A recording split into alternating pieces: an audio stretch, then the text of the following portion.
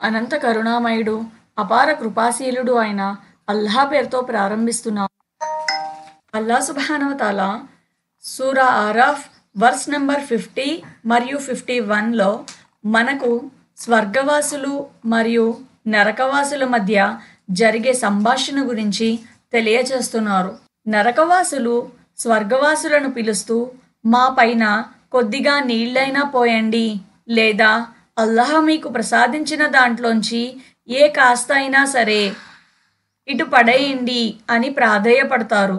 దానికి సమాధానంగా వారు, ఈ రెండింటిని అల్లాహ్ అవిశ్వాసుల కొరకు నిషేధించాడు అని వారు అంటారు. సూరా ఆరాఫ్ వర్స్ నెంబర్ 50. స్వర్గవాసుల మధ్య మరియు నరకవాసుల మధ్య సంభాషణ జరుగుతున్నప్పుడు నరకవాసులు స్వర్గవాసుల్ని అడుగుతారు, అల్లాహ్ మీకు ఇచ్చిన దాంట్లో నుంచి ఏమైనా మాకు కొద్దిగా ప్రసాదించండి, ఇవ్వండి, లేదా కొంచెం నీళ్ళైనా సరే మాకు కొద్దిగా ఇవ్వండి అని నరకంలో ఉన్న వాళ్ళు స్వర్గంలో ఉన్న వాళ్ళని అడుగుతారు. అప్పుడు స్వర్గంలో ఉన్న వాళ్ళు చెప్తారు, ఇవి అవిశ్వాసుల కోసం నిషేధించబడ్డాయి అని తెలియచేస్తారు. ఆ రోజు స్వర్గంలో ఎవరైతే ఉంటారో వాళ్ళందరికీ అల్లాహ్ సుబ్హానహు వ తఆలా ఎన్నో రకాల ఆహార పదార్థాలను ఇస్తారు. తాగడానికి పాలు, తేనె, మంచినీళ్ళు, అనేక రకాల అవైలబిలిటీస్ ఉంటాయన్నమాట స్వర్గంలో, తినడానికి, తాగడానికి, లైఫ్ ఎంజాయ్ చేయడానికి.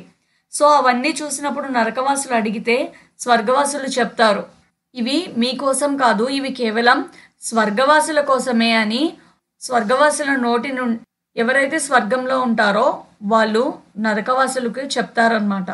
అయితే వాళ్ళకి ఈ స్టేజ్ ఎందుకు వచ్చింది, వాళ్ళు నరకంలోనే ఎందుకు ఉండిపోయారు, స్వర్గవాసులు ఏ విధంగా అయితే స్వర్గంలో ప్రవేశించారో వీరు ఎందుకు ప్రవేశించలేదు అంటే, వాళ్ళు ఇహలోకంలో మతధర్మాన్ని ఆటగా తమాషాగా తీసుకున్నారు.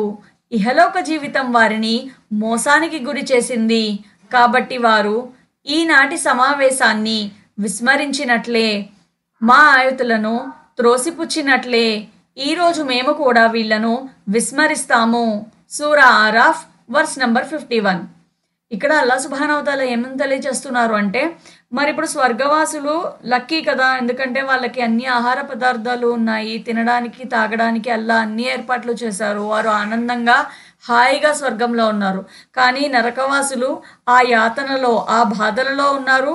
స్వర్గవాసుల్ని అట్లీస్ట్ కొంచెం నీళ్ళైనా ఇవ్వండి, మేము ఇక్కడ ఉన్న అజాబ్ను తట్టుకోలేకపోతున్నాము అని అడుగుతున్నారు. అల్లాహ్ ఇక్కడ మనకి ఏం తెలుపుతున్నారు అంటే, వాళ్ళకి ఈ స్థితి ఎందుకు వచ్చింది, వాళ్ళు నరకంలో వెళ్ళడానికి కారణం ఏమిటి అంటే, వారు ఇహలోకంలో అంటే ఇక్కడ జీవితాన్ని గడిపేటప్పుడు ఇస్లాంని ఒక ఆటగా, ఒక తమాషాగానే మాత్రమే తీసుకున్నారు. ఇహలోక జీవితం వాళ్ళని మోసం చేసిందనమాట. వాళ్ళు ఎలా అయితే ఇక్కడ అల్లాహ్ చెప్పిన మాటలను, అల్లాహ్ చెప్పిన ధర్మాన్ని విస్మరించుకుంటూ వాళ్ళకి నచ్చిన ఆయతులపైన అమలు చేస్తారు, నచ్చని ఆయతుల్ని త్రోసిపుచ్చేస్తారు.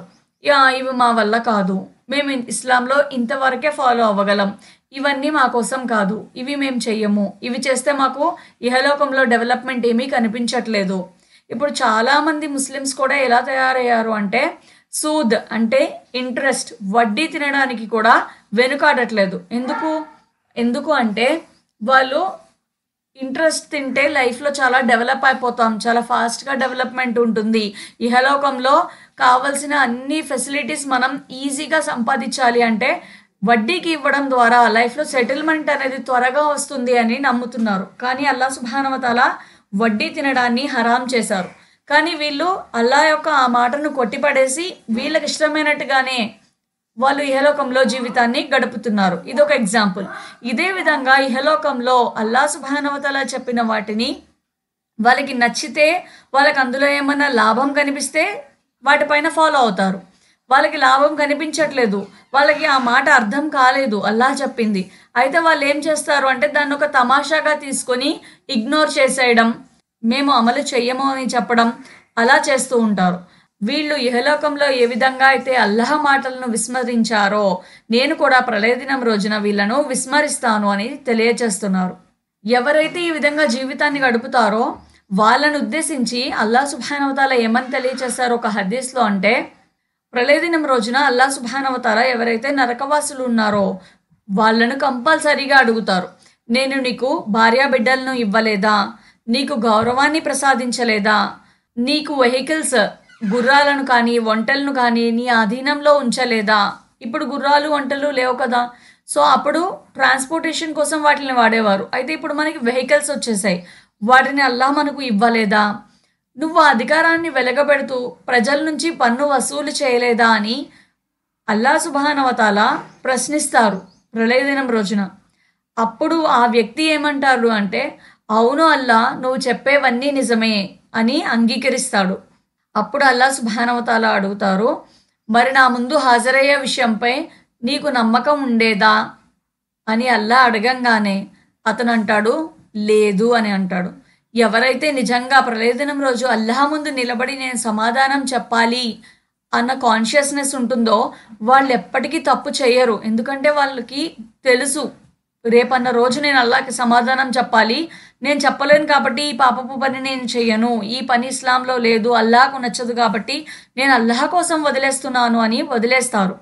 ఎవరికైతే ఈ నమ్మకం, ఈ విశ్వాసం బలంగా లేదో వాళ్ళు చనిపోయిన తర్వాత కదండి అప్పుడు చూసుకుందాంలేండి, ఇప్పుడైతే నడుస్తుంది కదా, ఇప్పుడు లైఫ్ హాయిగా ఉంది కదా, నేను పూర్తిగా ఇస్లాంని వదిలిపెట్టలేదు కదా, నాకు నచ్చినవన్నీ ఫాలో చేస్తున్నాను కదా, నాకు నచ్చనివి నాకు నష్టం చేకూరుస్తాయి అన్నవి మాత్రమే నేను వినట్లేదు కదా అని వితండవాదం చేస్తూ ఉంటారు. అప్పుడు అల్లా సుబ్హానహు వ తఆలా వాళ్ళతో అంటారు, ఏ విధంగా నువ్వు నా పట్ల విస్మరణకు గురయ్యావో అదే విధంగా నేను నిన్ను విస్మరిస్తున్నాను అని అల్లా సుబ్హానహు వ తఆలా అంటారు. ఎవరైతే ఈ ఇహలోక జీవితంలో మోసపోయిన వాళ్ళు ఉంటారో వాళ్ళు మాత్రమే అల్లాహ్ యొక్క ధర్మాన్ని ఒక వినోద వస్తువుగా, ఒక వేలాకోలంగా తీసుకుంటారు. అంటే గ్రాంటెడ్, నేను ముస్లింల ఇంట్లో పుట్టాను కాబట్టి నేను ఖచ్చితంగా స్వర్గానికే వెళ్ళిపోతాను అని ఒక గ్రాంటెడ్గా తీసుకోవడం కానీ, లేదా సగం ఫాలో అయ్యి సగం ఫాలో అవ్వకుండా ఉండడం కానీ, లేదా నేను లిబరల్ ముస్లిం అని చెప్పుకుంటూ వాళ్ళకి నచ్చినవి, వాళ్ళకు అర్థమైన వాటిపైనే, వాళ్ళకి అవగాహన ఉన్న మ్యాటర్స్ పైన అమలు చేస్తూ మిగతావన్నీ వాళ్ళకి ఇష్టమైనట్లుగా జీవితం గడపడం కానీ చేస్తూ ఉంటారు. ఇలాంటి వాళ్ళ హృదయాల నుండి దైవభీతి, పరలోక చింతన అనేవి అల్లా సుబ్హానహు వ తఆలా మటుమాయం చేస్తారనమాట. ఎవరైతే దీనే ఇస్లాంని, మతాన్ని కాలక్షేపం కోసం వాడుకుంటారో, ఎవరికైతే ఇహలోకపు ప్రేమ లేదా ఇతర జీవులపైన ప్రేమ అల్లాహపై ఉండాల్సిన ప్రేమ కంటే ఎక్కువ ఉంది అంటే వాళ్ళు కంపల్సరీగా ఇహలోకపు మోసాలలో పడిపోతారు. అందుకనే మనం అన్నిటికంటే ఎక్కువ అల్లాహను ప్రేమించాలి. మన దీనే ఇస్లాంని ఒక ఆటగా లేదా టైంపాస్గా లేదా వినోదంగా ఎప్పుడూ భావించకూడదు. ఎందుకంటే ఎవరైతే ఈ విధంగా భావిస్తారో వాళ్లను అల్లాహ్ ప్రళయ దినం రోజున కంపల్సరీగా రిజెక్ట్ చేస్తారు కాబట్టి. అందుకనే దైవప్రవక్త సల్లల్లాహు అలైహి వసల్లం ఏమని దువా చేసేవారు అంటే, ఓ అల్లా, విశ్వాసాన్ని మాకు అందంగా కనిపించేలా చేయండి మరియు దానితో మా హృదయాలను అలంకరించండి. కుఫ్ర్, పాపం మరియు అవిధేయత మాకు అసహ్యంగా చేసి చూపించండి. సరైన మార్గనిర్దేశంలో మేము నడిచేలా చేయండి అని అల్లాహతో దువా వేడుకునేవారు. ఇన్షాల్లా ఈ దువా అరబిక్లో ఉంటుంది, అది డిస్క్రిప్షన్ బాక్స్లో ఇస్తాను, ఎవరైనా నేర్చుకోవాలి అంటే నేర్చుకోవచ్చు.